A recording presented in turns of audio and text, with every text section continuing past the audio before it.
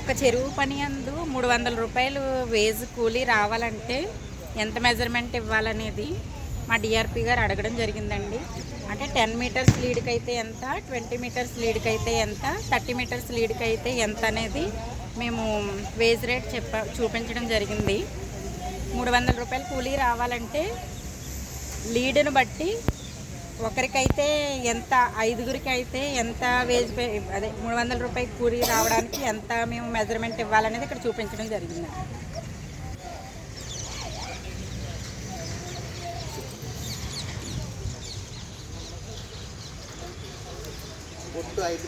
హైట్ని బట్టి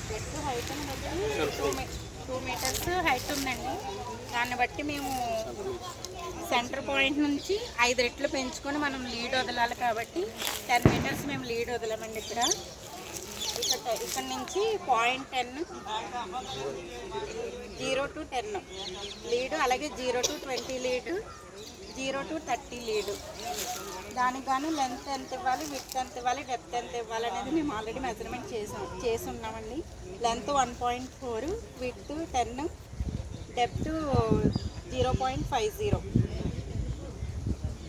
అలాగే లీడ్ 20కి లెంత్ 1.26, విడ్త్ 10, డెప్త్ 0.50. లీడ్ 0.30కి లెంత్ 1.14, విడ్త్ 10, డెప్త్ 0.50.